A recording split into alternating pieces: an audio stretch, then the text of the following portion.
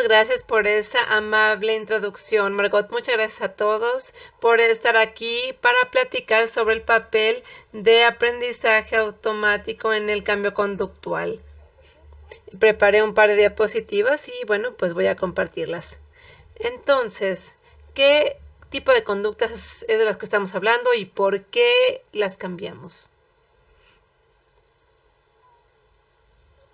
Bueno, puede que esta diapositiva valga la pena para empezar la conversación, pero según el Centro de Enfermedades, nos habla que el 34% de personas mueren de forma prematura por enfermedades importantes. Esta estadística es de Estados Unidos. Yo sé que muchos de ustedes siguen esta conferencia de otras partes del mundo, pero aquí las causas principales y el problema puede ser diferente según el país, pero el tema subyacente es que obviamente es un problema, ¿no? Pero aquí lo que es trágico es, según el Centro de Enfermedades, es que esto se puede evitar.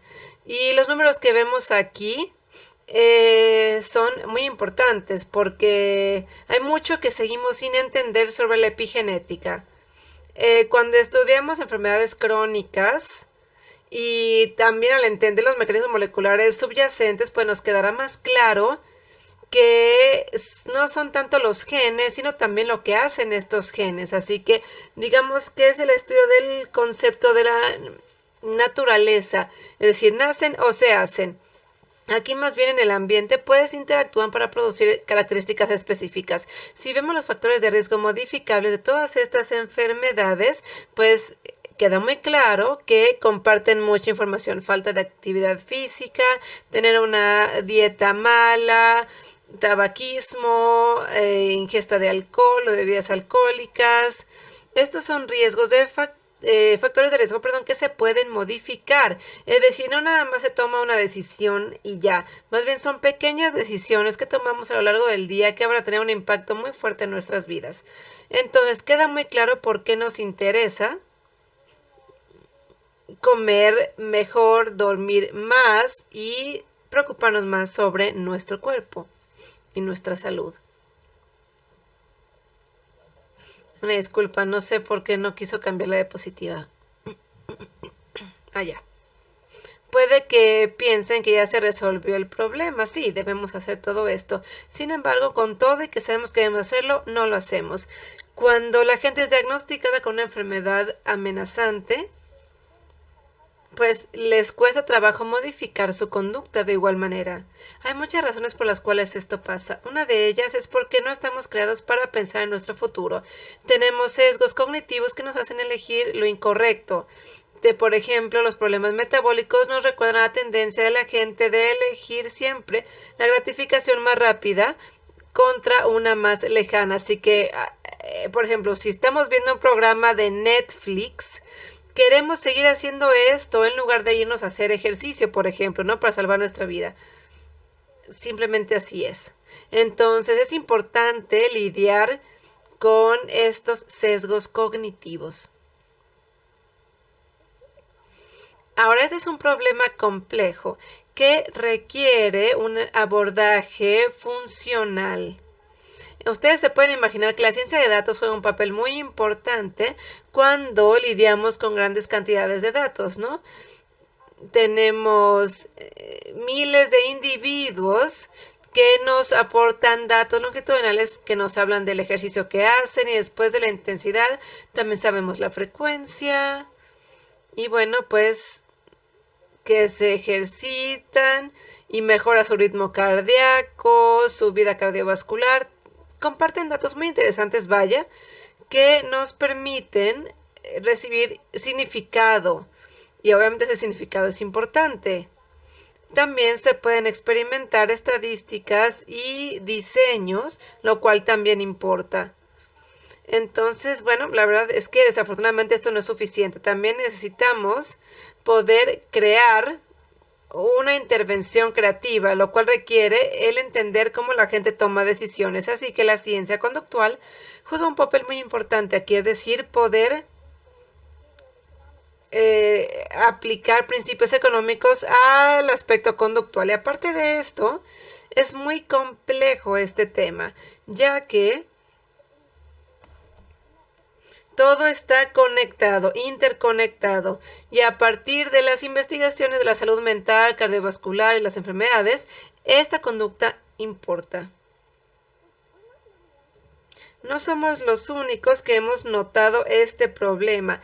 Es el poder predecir o no si una persona va a elegir lo correcto, sino también cómo podemos crear una mejor experiencia que va a provocar que se seleccione la conducta correcta. Así que tenemos mucha información sobre datos y conductual y combinada es bastante interesante, pero también se tiene que completar con las compañías de cuidado de la salud, servicios financieros, educativos.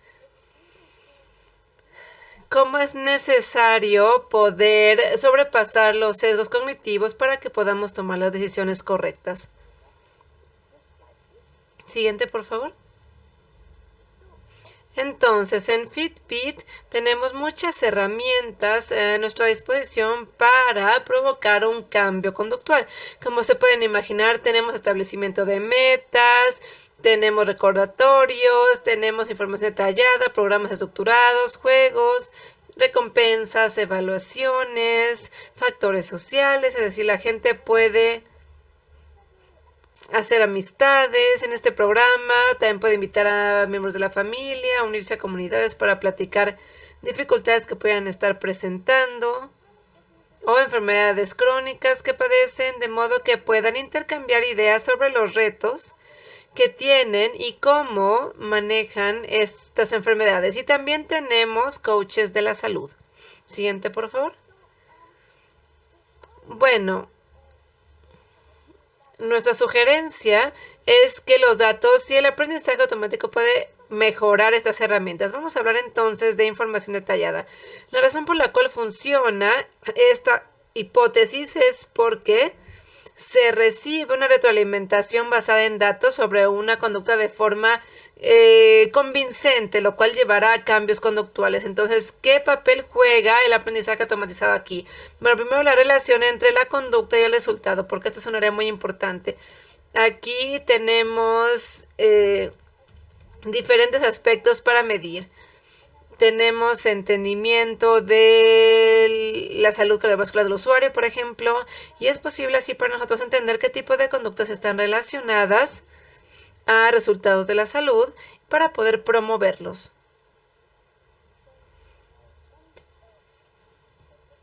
Entonces será posible, primero con el conocimiento, identificar cuál es el problema y después resaltarlo.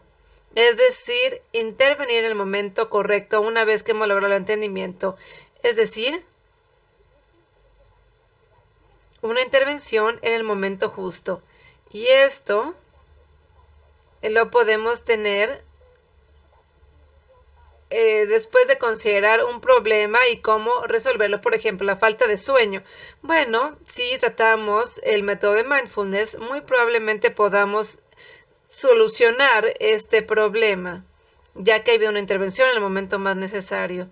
Y el siguiente ejemplo nos muestra que el usuario puede que tenga simplemente un punto ciego, es decir, puede que no sea consciente de que hay un aspecto en particular de la dieta que no les está ayudando. Entonces, por ejemplo, el desayuno a lo mejor tiende a estar bajo en proteínas y al final del día, pues esto lleva a tener hambre al mediodía y a comer bocadillos y comida que no es sana. Y pues esto nos permite identificar los puntos ciegos que la gente tiene y poder corregirlos, poder corregir esta conducta. El siguiente ejemplo es que podemos enfocarnos en una métrica adecuada, porque a lo mejor no estamos enfocando en la métrica incorrecta, pero de forma gradual podemos mejorar la intensidad, por ejemplo, del ejercicio, y esto obviamente nos va a aportar un beneficio de poder tener, por ejemplo, caminatas o, digamos, seguir diversos pasos que nos permitan mejorar el ejercicio. Por ejemplo, salir a caminar y cada vez ir aumentando la velocidad de los pasos. En la siguiente diapositiva veremos información sobre cómo pensar junto al usuario, porque no siempre tendremos todo el contexto disponible. Por ejemplo, si el usuario duerme el mismo tiempo que siempre, pero ha cambiado su calidad del sueño, entonces sí va a haber una mejora, aunque no haya aumentado el tiempo de sueño. Ahora pensemos que tenemos que identificar una de las razones. Esta será una forma efectiva de presentarles los datos de modo que puedan entender si ha habido algún cambio en los patrones de sueño. Por ejemplo, tienen una mascota que se está durmiendo con ellos. Entonces, si identificamos estas anomalías, vamos a poder mejorar la calidad de sueño en este caso, ¿no? Y pues esta información se la podemos presentar al usuario para que pueda investigarlo más a detalle. Entonces, obviamente que el aprendizaje automático también juega un papel muy importante en esto. Ahora, identificar qué entendimiento es el que se le tiene que presentar a la gente, porque una buena noche de sueño o un día de actividad podría provocar que el usuario sea candidato para todo tipo de aspectos diferentes. Y podemos decirle al usuario, te vamos a presentar el trabajo, el resultado del aprendizaje automático. Algunos aspectos puede que sean muy raros, entonces puede que nunca tengamos la oportunidad de hablar de estos temas en particular, lo cual significa que aumentará la prioridad de este tema. Ahora, el impacto potencial son los aspectos que el aprendizaje automático aborda para poder ayudar también al cambio conductual. Entonces, aquí también nos tenemos que preguntar cómo y cuándo. Esos son aspectos muy importantes que abordar. En la siguiente diapositiva podemos ver algunos ejemplos de noches. Estos son herramientas muy sencillas que nos permiten tomar mejores decisiones. Es decir, son como incentivos que la industria nos ofrece. Ahora, algo que es muy interesante aquí es que podemos tener diferentes equipos. Y es un privilegio estar en la muñeca de nuestro usuario, porque aquí tenemos la oportunidad de platicarles que hagan lo correcto en cualquier momento del día. Entonces, a veces esto viene apoyando el hecho que si una persona ya tiene una rutina estandarizada, agregar nuevas actividades, nuevas conductas a su rutina establecida será un poco más sencillo que simplemente establecer algo completamente diferente. Entonces, en este aspecto en particular, pues el aprendizaje automático nos permite aprender del contexto y después, bueno, la siguiente diapositiva, podemos ver un ejemplo a nivel social. Muchas veces solamente elegimos la conducta que muestran nuestros pares y no nos queremos quedar atrás, ¿verdad? De modo que es importante dejarle saber al usuario que otros en el grupo han exhibido una conducta en particular y puede que quieran entonces mejorar su cotidianidad porque hay gente que le gusta responder a esto. En el siguiente ejemplo podemos ver los componentes de salud. Hay un grupo de usuarios que solamente responde a los tipos de incentivos que tienen una conexión entre su conducta y algún tipo de resultado de salud. De modo que sabemos lo que debemos hacer y es importante que ellos sepan qué resultado van a obtener de esa conducta. Entonces, si podemos difundir esa información en específico, va a ser muy poderoso para ellos. En el siguiente ejemplo pueden ver cómo provocar un estatus inalterable. Es decir, prefieren no perder algo que sienten que ya se han ganado. Entonces, si ese es el caso, por ejemplo,